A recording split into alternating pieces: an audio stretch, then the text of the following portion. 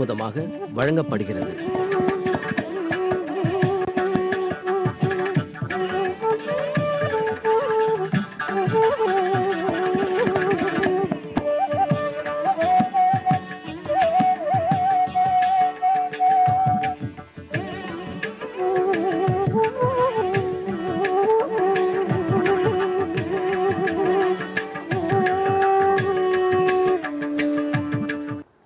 கஸ்தூரி திலகம் லலாட்டபட்டலே வக்ஷஸ்தலே கௌஸ்துபம் நாசாக்ரே வரமௌக்திகங் கரதலே வேணுக்கரே கங்கணம் சர்வாங்கே ஹரிச்சந்தனம் சுலலிதம் கண்டேச்ச முக்தாவளி கோபஸ்திரீ பரிவேஷ்டிதோ விஜயதே கோபால சூடாமணிகி. கோபாலன் கண்ணன் வேணுகோபாலன். அவ்வெம்பெருமானை பற்றி விளக்கும் அழகான ஸ்லோகம் இது. ராமர் சன்னதியில் ஹனுமான் இருப்பார், ஹனுமார் சன்னதியில் ராமன் இருப்பார். ஆனால் இவர்களுடைய சன்னிதானத்தில் வேணுகோபாலன் கிருஷ்ணனா இருப்பார். அவரும் சேர்ந்து காட்சியளிக்கும் வீர ஆஞ்சநேயர் திருக்கோயில் சென்னையில் கிண்டி மேம்பாலத்துக்கு கீழே மாங்குளம் என்னும் இடம். அங்கிருக்கும் வீர ஆஞ்சநேயர் திருக்கோயிலில் வேணுகோபாலன் மிக அழகாக விளங்குகிறார். சிறு திருமேனி, கைகளிலே பற்றியிருக்கும் புல்லாங்குழல் வாசித்து தன்னுடைய வாய் அமுதத்தை, கானாமுதத்தை நாம் அனைவருக்கும் கொடுக்கிறார் போலும். பின்னால் பசுமாடு கண்ணனுடைய திருவடிகளையே தீண்டிக் கொண்டு நிற்கிறது. அந்த பசுவையே எதிர்பார்க்கும் சிறு கன்று பசுமாட்டை எதிர்பார்க்கிறது, பசுமாடு கண்ணனை எதிர்பார்க்கிறது. நாம் அனைவரும் அவன் புல்லாங்குழலையும் திருவடிகளையுமே வேண்டி நிற்கிறோம்.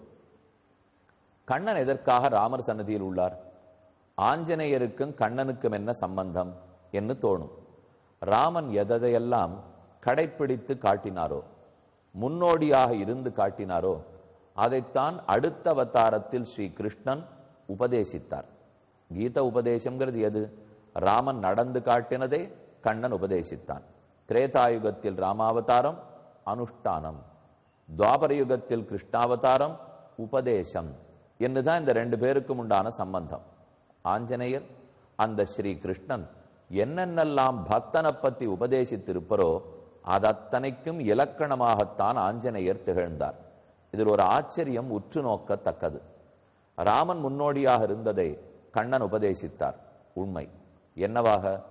ஆச்சாரியனிடத்தில் நம்ம பிரேமத்தோடு இருக்கணும், நேர்மையா இருக்கணும், டாம்பீகம் கூடாது, உண்மை பேச வேண்டும், பிறன்மனைக்கு ஆசைப்படக்கூடாது.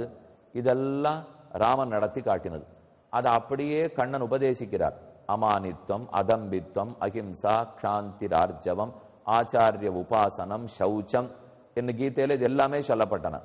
ஆனா ஆச்சரியம், கீதையில என்ன பண்ணி விளக்கமா பக்தி சொல்லப்பட்டிருக்கோ அந்த பக்திக்கு முன்னோடியாக ராமனால் இருந்திருக்க முடியுமா? ராமன் நேர்மைக்கு ஒரு உதாரணம், உண்மைக்கு உதாரணம், ஒரு தாரம், ஒரு பத்னியைத்தான் கைப்பிடிக்க வேணுங்கிறதுக்கு உதாரணம். இதுக்கெல்லாம் ராமன் இருந்து காட்டிடுவார். ஆனா பக்திக்கு ராமன் உதாரணமா இருக்க முடியுமா? என்ன பக்தி அவரிடத்தில் செய்யப்படுவது, அவர் செய்வதல்ல. அவர் ஆற குறித்து இப்ப பக்தி பண்ண போறார்? அவரே கடவுள். அப்ப அவர் இன்னொருத்தரை குறித்து பக்தியா? அப்ப அவரை குறித்து தானே மற்றொருத்தர் பக்தி பண்ணணும். கீதையிலோ பக்தி ரொம்ப விளக்கமா சொல்லப்பட்டிருக்கு. அதற்கொரு முன்னுதாரணம் வேண்டாமா? அதுக்குத்தான் ஆஞ்சநேய சுவாமி எழுந்துள்ளி இருக்கிறார் போலும். அப்ப வாழ்க்கையில் ஒரு மனிதன் கடைப்பிடிக்க வேண்டிய உடைந்த கோட்பாடுகள், உண்மை பேசுதல், நேர்மையாக இருத்தல், பெரியோர்களை மதித்தல், ஒரு மனைவியை கைப்பிடித்தல், இதெல்லாத்துக்கும் ராமன். பக்தி பக்தி பக்தி இதெல்லாத்துக்கும் ஹனுமான். இந்த ரெண்டையும் கண்ணன் எடுத்துட்டார். கீதாச்சாரியனாக பகவத்கீதை உபதேசித்தார். அதனாலதான் வேணுகோபாலன் இந்த திருக்கோயிலில் உள்ளார். இவர்கள் அத்தனை பேரையும் ரட்சிக்க வேண்டாமா? அழகான கண்ணன், அழகான ராமர், அத்யுதமான ஆஞ்சநேயர், இவர்களை எல்லாத்தையும் காப்பதற்குத்தான் 16 திருக்கரங்களோட சக்கரத்தாழ்வார் எழுந்துருளியுள்ளார். ஸ்புரத் சஹசிரார சிகாதி தீவிரம் சுதர்சனம் பாஸ்கர கோட்டி துல்லியம் சுரத்விஷாம் பிராணவிநாசி விஷ்ணோஹோ சக்கரம் சதாகம் சரணம் பிரபத்யே.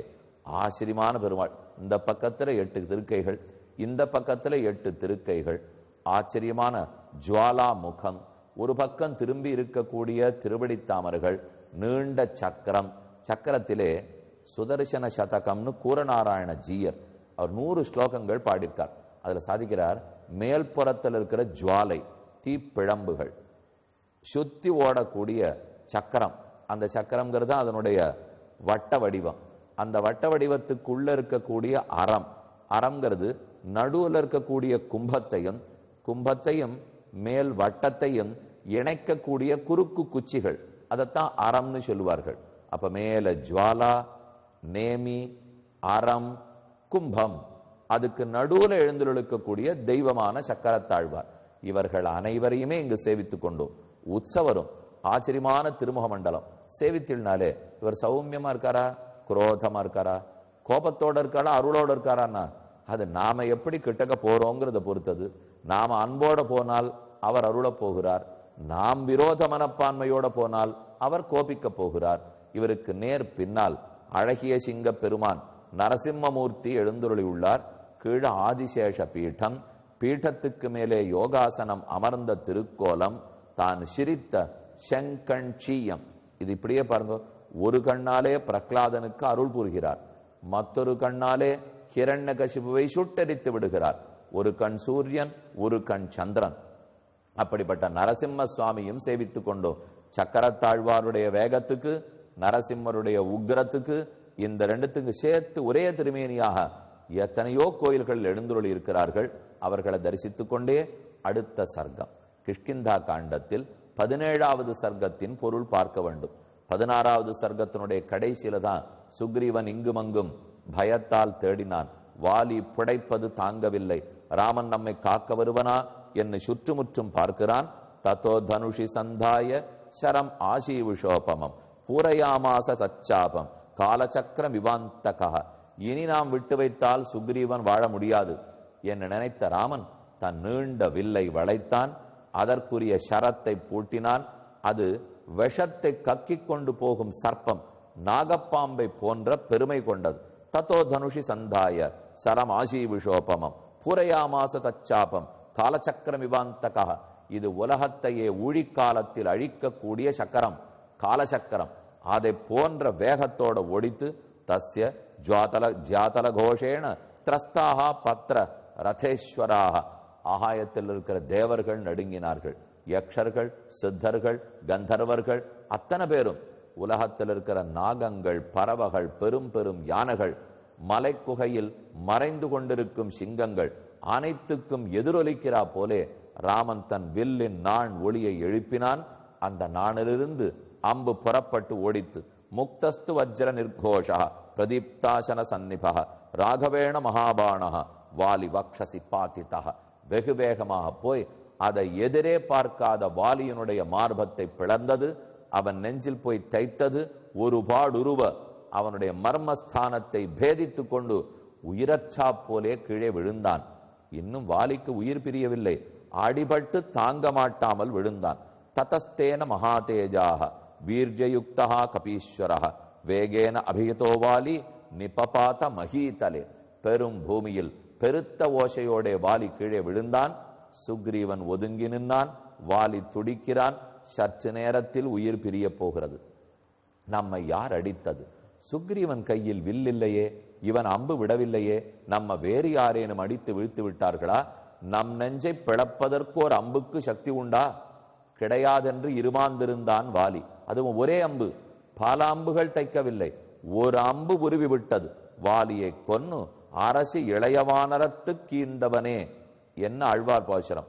வாலிமா வளத்து ஒருவனது உடல்கட வரிசையில வளவித்து. ஆச்சரியமா பதரிகாசிரமத்துக்குள்ளே பிப்பலு கோட்டி ஜோஷி மட்டுன்னு சொல்லுவோம், அங்க திரிப்பிரிதி என்கிற திவ்யதேசம். அதை பாடக்கூடிய திருமங்கியாழ்வார் சாதிக்கிறார், வாலிமா வளத்து ஒருவனது உடல் கெட வரிசையில வளவித்து. தன்னுடைய சிலையை வளைத்தான், வில் வளைத்தான். வாலிமாவலத்தொருவனது உடல் கெட, அது மலை போன்ற சரீரம், ஒரு மேருவ கூட பிளந்து விடலாம், வாலி உடல பிளக்க முடியாது. ஆனா ராமன் ஒரே அம்பால் பிளந்தான். அடிபட்ட வாலி கீழே விழுந்தான். இந்திரத்வஜ இவோத்தூதா பௌர்ணமாஸ்யாம் மகீதலே ஆசயுக்த சமயே மாசி கதசத்வோ விச்சேதனா. ஒரு நிமிஷத்துக்கு அவனுக்கு நினைவிழந்தான். மறுபடியும் தன்னை சமாளித்து கொண்டான். நரோத்தமஹ கால இவாந்த கோபம் சரோத்தமம் காஞ்சன ரூப பாசிதம் சசர்ஜ தீப்தம் தமிமத்ர தமமத்ரவர்தனம் சதூமம் அக்னிம் முகதோ யதா ஹரஹ. எப்படி அடிபட்ட போது வெளியிலே வெறும் சாம்பல் சூழ்ந்து கொண்டு உள்ளுக்குள்ள தணல் கொதிக்குமோ அதே போல் வெளியில் ஓரளவுக்கு வாலி சக்தியோட தான் இருந்தான், ஆனா உள்ளூர கொதித்து போயிருந்தான். அதோக்ஷிதா சோணிததையோர் விசப்ரைஹி விஸ்ரவைஹி பிரபுஷ்பித சோக இவாச்சலோத்கதः விசேதனோ வாசவசூனுராகவே பிரப்ரம்சிதேந்திர துவஜ வக்ஷிதிம் கதः. ஒரு இந்திரனுடைய வஜ்ராயுதத்தால் அடிபட்டவன் தாங்க மாட்டாமல் எப்படி பூமியில் விழுவானோ அதை விட சிறந்த ஆயுதத்தால் அடிபட்டு வாலி விழுந்தான். அடுத்து 17வது சர்க்கம். இனி வாலி ராமனை குறித்து பல கேள்வி கணைகளை தொடுக்கிறான்.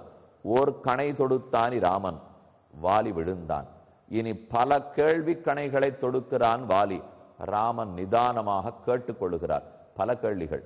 என்னை என்னத்துக்காக மறைந்திருந்து கொன்றாய்? உனக்கும் எனக்கும் என்ன முன் பின் விரோதம்? நீ நாட்டில் வாழ்பவன், நான் காட்டில் வாழ்பவன். நீயோ உணவு உண்பவன், நானோ பழம் காய் கறிகள். என்ன ஏது உண்டோ பழங்களையும் மூலங்களையும் உண்பவன். நீ என்ன வேட்டையாட வந்தாயா? வேட்டையாடுவதென்னால் அதற்குரிய மிருகங்களைத்தானே வேட்டையாட வேண்டும். குரங்கையா வேட்டையாடுவார்கள்? வரிசையா வாலி கேள்விகளை தொடுக்கிறான். நமக்கே இது ரொம்ப பிரசித்தம் இல்லையோ? எப்போதும் வாலிவதை படலம் வந்தால் பட்டிமன்றம் உறுதி. அதை ஏற்பாடு பண்ணிட்டு வாலி செய்தது தான் சரி, ராமன் செய்தது குற்றம், இல்ல ராமன் செய்தது சரி, ராமன் நேர்மையானவனா அல்லனா, வாலி கொல்லத்தக்கவனா அல்லனா, வாலி உயர்ந்தவனா ராமன் உயர்ந்தவனா, எத்தனை தலைப்புல நாம பார்த்துருக்கோம். ஆனா ராமாயணத்தை ஆழ்ந்து படிச்சோம்னு வச்சுங்க, கடைசியில வாலியே தீர்ப்பு கூறி விட்டு போனான். வாலியினுடைய மனைவி தீர்ப்பு கூறுகிறாள். அவர்கள் தீர்ப்பு தான் நமக்கு இப்ப முக்கியம். ஏன்னா அவர்கள் தானே பாதிக்கப்பட்டவர்கள். பாதிக்கப்பட்டவன் என்ன கூறுகிறான்னு பார்ப்போம். இது ஒன்றும் வாலி கேள்வி கேட்காமல் ராமன் பதில் கூறாமல் இருக்கவில்லை. வாலி பல கேள்விகளை கேட்டிருக்கிறான், ராமனும் பல நல்ல பதில்களை எடுத்துரைத்திருக்கிறான்.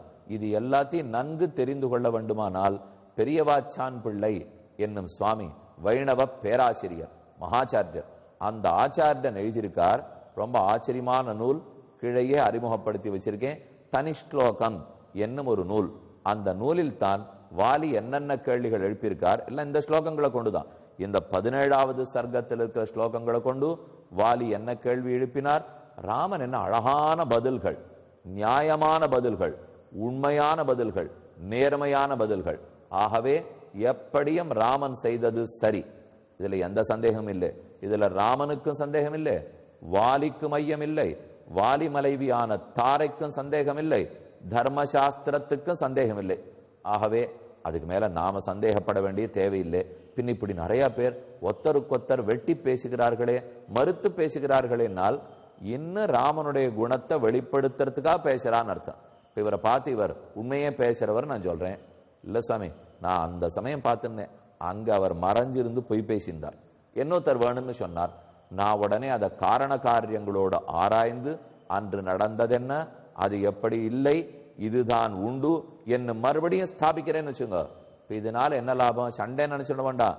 அந்த அந்த ஆளுடைய அந்த மனிதனுடைய உண்மை பேசுவதை இன்னும் ஸ்தாபிக்கிறேன்னு அர்த்தம். அதுதானே நான் இப்ப நடந்தது. இது ஒன்றும் குறைச்சுடுறான்னு நினைச்சிக்கவே வேண்டாம். எங்க பட்டிமன்றத்தில் ஆர் பேசினாலும் ஒருவேளை வாலி பண்ணது தான் சரி, ராமன் பண்ணது தப்பு அப்படின்னு பட்டிமன்ற முடிவே வந்தாலும் அப்போது ராமன் தான் சரின்னு அர்த்தம். நீர் என்ன சுவாமி சொல்றீர்? ராமன் பண்ணது தப்புன்னு அவர் சொல்லிட்டு போயிருக்கார். அப்படி இருக்கிறச்சே ராமன் பண்ணது சரியானா? ராமன் சர்வேஸ்வரன், கடவுள். அப்படி இருக்கிறவர் இதை போல யாரையுமே பேச விடாமலே விட்டுடலாம். தாராளமா மொத்த பேரையும் பேச சொல்லியிருக்கார். பேச்சு சுதந்திரம் கொடுத்திருக்கார், கருத்துரிமை கொடுத்திருக்கிறார். எத்தனை பேர் வேணா நீங்க பட்டிமன்றம் நடத்தலாம்னு ஒத்துருக்கார். வாத மண்டபங்கள் நடத்தலாம், வேணும்னா தாம் பண்ணது தப்புன்னு கூட தீர்ப்பே கொடுக்கலாம். அப்ப இத்தனையும் அனுமதித்திருக்கிற ராமன் உயர்ந்தவனத்தான் இருந்தாகணும். இல்லைன்னா தன்னையே எதிர்த்து இத்தனையும் ஒருத்தர் அனுமதிச்சு வச்சிருப்பாரா? ஆட்டமே பேச்சு சுதந்திரத்தோட பேசட்டும். இன்னும் நம்மளை பத்தி 4 பேர் தெரிஞ்சுக்க போறா, ராமாயணத்தை நன்னா படிக்க வரப்போறா, வந்தா உண்மை தெரிஞ்சிட போறது. எவ்வளவு ரொம்ப லேசா விட்டு வச்சிருக்காரு பாருங்க. அதுலயே ராமன் ஜெயிச்சிருவார். மற்ற எதை பத்தி நாம கவலைப்பட வேண்டியதே இல்லை. அவன் அனுமதிக்கவே தான் நாம இத்தனையுமே பேசிட்டு இருக்கோம். போட வேண்டிய மேடை, எரிய வேண்டிய லைட்டு, எடுக்க வேண்டிய கேமரா, எடுக்க வேண்டியவருக்குள்ள இருக்கிறது, இத்தனை அந்த ராமன் நடத்திட்டு இருக்கிறபடியால் அதனால அவர் அறிந்துதான் நடக்கிறது. அவரே முடிவும் சொல்லிடுவார். கொஞ்சம் மாத்தி சொல்லிக்கிறார் என்ன, அதை அப்பப்ப விளையாடிப்பார். விளையாடிட்டு அப்புறம் எல்லாருமே உண்மையை புரிஞ்சு விடுவோம். ஆகவே இதெல்லாம் நன்னா வரவேற்கத்தக்கது. இந்த உண்மைகளை நாம வெளி உலகத்துக்கு தாராளமா சொல்ல வேண்டும். இனி வாலி என்ன கேட்கிறார், அடுத்து என்ன ராமன் சமாதானம் சொல்றாருன்னு பார்ப்போம்.